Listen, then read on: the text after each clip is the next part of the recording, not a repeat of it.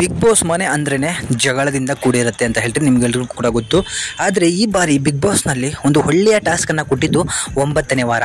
So ಆ ಟಾಸ್ಕ್ನ ಹೆಸರು ಬಂದ್ಬಿಟ್ಟು ಬಿಗ್ ಬಾಸ್ ಸಾಮ್ರಾಜ್ಯ.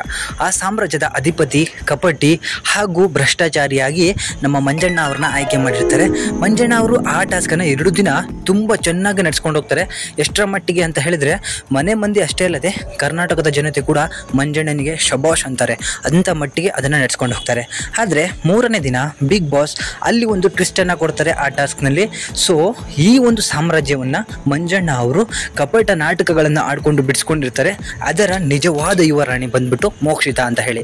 ಸೊ ಮೋಕ್ಷಿತಾ ಅವರು ಮನೆಗೆ ಯುವರಾಣಿಯಾಗಿ ಎಂಟ್ರಿ ಕೊಟ್ಟ ನಂತರ ಆ ಗದ್ದುಗೆಯ ಮೇಲೆ ಯುವರಾಣಿ ಮೋಕ್ಷಿತಾ ಅವರ ಕಣ್ಣು ಬಿದ್ದ ನಂತರ ಮಂಜಣ್ಣ ಸಂಪೂರ್ಣವಾಗಿ ವಿಲನ್ ಆಗಿ ಬದಲಾಗ್ತಾರೆ.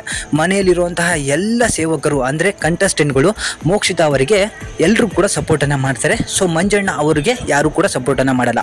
ಸೊ ಮೋಕ್ಷಿತಾ ಅವರು ಆ ಗದ್ದುಗೆ ಮೇಲೆ ಕೂರ್ಲಿಕ್ಕೆ ಹೋದಾಗ ಮಂಜಣ್ಣ ಅವರು ಅವರಿಗೆ ಬೈದು ಕೆಳಗೆ ಇಳಿಸ್ತಾರೆ. ನಂತರ ಅವರು ಇನ್ನೊಂದು ಸಿಂಹಾಸನ ತರಿಸ್ಕೊಂಡು ಅಲ್ಲಿ ಕೂತ್ಕೊಳ್ತಾರೆ. ಇದೆಲ್ಲ ಒಂದು ಸೈಡ್ ಆದಮೇಲೆ ಮಂಜಣ್ಣನ ಪರ ಹೋಗಿ ಗೌತಮಿ ಅವರು ಆಟ ಆಡಲಿಕ್ಕೆ ಶುರು ಮಾಡ್ತಾರೆ. ಯಾಕಂತ ಹೇಳಿದರೆ ಇವ್ರದ್ದು ಒಂದು ಗ್ರೂಪ್ ಆಗಿತ್ತು, ಮಂಜಣ್ಣ, ಗೌತಮಿ ಹಾಗೂ ಮೋಕ್ಷಿತಾ ಅವರು. ಸೊ ಮೋಕ್ಷಿತಾ ಅವರು ಆ ಗ್ರೂಪಿಂದ ಆಚೆ ಬಂದ ನಂತರ ಬರೀ ಮಂಜಣ್ಣ ಮತ್ತು ಗೌತಮಿ ಇಬ್ಬರೇ ಆ ಗ್ರೂಪಲ್ಲಿ ಇದ್ದರು. ಸೊ ಮೋಕ್ಷಿತಾ ಅವರು ಬಂದ ನಂತರ ಮನೆಯಲ್ಲಿ ಅವರ ಸೇವಕರಾಗಿದ್ದಂತಹ ಗೋಲ್ಡ್ ಸುರೇಶ್ ಅವರು ಹೋಗ್ಬಿಟ್ಟು ಗೌತಮಿ ಅವರಿಗೆ ಹೇಳ್ತಾರೆ, ಮೋಕ್ಷಿತಾ ಅವರು ಎಲ್ಲಿ ಬರ್ತಾರೋ ಅಲ್ಲಿ ನೀವು ಅವರಿಗೆ ನಮಸ್ತೆ ಮಾಡಬೇಕು ಅಥವಾ ತಲೆ ತಗ್ಗಿಸಬೇಕು ಅಂತ ಹೇಳಿ. ಸೊ ಇದಕ್ಕೆ ವಿರೋಧ ಮಾಡಿದಂತಹ ಗೌತಮಿ ಅವರು, ನಾನೇನಕ್ಕೆ ಅವಳ ಹತ್ರ ತಲೆ ತಗ್ಗಿಸಬೇಕು, ನಾನು ತಲೆ ತಗ್ಗಿಸಿದ್ರೆ ನಾನು ಸಂಪೂರ್ಣ ಅವರಿಗೆ ಶರಣಾಗಿದ್ದೀನಿ ಅಂತ ಅರ್ಥ ಅಂತ ಹೇಳ್ತಾರೆ. ಇದೇ ಗೌತಮಿ ಮಂಜಣ್ಣ ಅವರ ಇದು ಬಂದಾಗ, ಟಾಸ್ಕ್ ಬಂದಾಗ, ರಾಜ ಆದಾಗ ಅವರ ವಿರುದ್ಧ ಮಾತನಾಡೋದಕ್ಕೆ ಹೋಗಲಿ ಅಥವಾ ಅವರು ಬಂದಾಗ ನಮಸ್ತೆ ಮಾಡೋದಕ್ಕೆ ಎಲ್ಲನೂ ಕೂಡ ಒಪ್ಕೊಂಡಿರ್ತಾರೆ. ಬಟ್ ಮೋಕ್ಷಿತಾ ಅಂದ ಕೂಡಲೇ ಅವರಿಗೆ ಹುರಿ ಬಂದುಬಿಡುತ್ತೆ. ಸೊ ಅದಕ್ಕೋಸ್ಕರ ಮೋಕ್ಷಿತಾ ಅವರು ಬರ್ತಾರೆ. ಯಾಕೆ ಈಗ ಮಾಡಲ್ಲ ಅಂತ ಹೇಳಿದ್ರೆ, ನನ್ನ ಇಷ್ಟ ನಾನು ಮಾಡಲ್ಲ ಅಂತ ಹೇಳಿ ಆ ಟಾಸ್ಕ್ನ ವಿರುದ್ಧವಾಗಿ ತಗೊಂಡು ಹೋಗ್ತಾರೆ.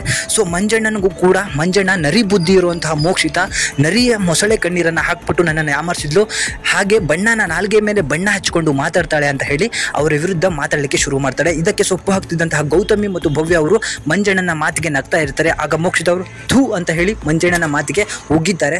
ಸೊ ಮನೆಯಲ್ಲಿ ದೊಡ್ಡ ಮಟ್ಟಕ್ಕೆ ಜಗಳ ಆಗಿದೆ. ನಾನು ಕೊಟ್ಟ ಭಿಕ್ಷೆಯಿಂದ ನೀನು ಇವತ್ತು ಯುವರಾಣಿಯಾಗಿರೋದು ಅಂತ ಹೇಳಿ ಮಂಜಣ್ಣ ಅವರು ಮೋಕ್ಷಿತಾ ಅವರಿಗೆ ಹೇಳಿದ್ದಾರೆ. ಸೊ ಮೋಕ್ಷಿತಾ ನಿನ್ನ ಯೋಗ್ಯತೆಯೂ ನನಗೆ ಗೊತ್ತೈತೆ, ನೀನಲ್ಲ ನನಗೆ ಕೊಟ್ಟಿದ್ದಂಥ ಭಿಕ್ಷೆ, ನನಗೆ ಬಿಗ್ ಬಾಸ್ ಕೊಟ್ಟಿರುವಂಥ ಟಾಸ್ಕ್ ಇದು ಅಂತ ಹೇಳಿ ವಿರುದ್ಧವಾಗಿ ಮಾತಾಡಿದ್ದಾರೆ. ಇಬ್ಬರು ಯೋಗ್ಯತೆ ಬಗ್ಗೆ ಮಾತಾಡ್ಕೊಂಡಿರೋದು ಜನರಲ್ಲಿ ಸಿಕ್ಕಾಪಟ್ಟೆ ಮನೋರಂಜನೆಯನ್ನು ತರ್ತದೆ ಅಂತ ಹೇಳಿ ನಮ್ಮ ಅನಿಸಿಕೆ. ಯಾರು ಸರಿ ಅಂತ ಹೇಳಿ ನೀವು ಕಮೆಂಟ್ ಮಾಡಿ ತಿಳಿಸಿ, ಹಾಗೂ ಈ ಎಪಿಸೋಡನ್ನು ಮಿಸ್ ಮಾಡದೆ ನೋಡಿ.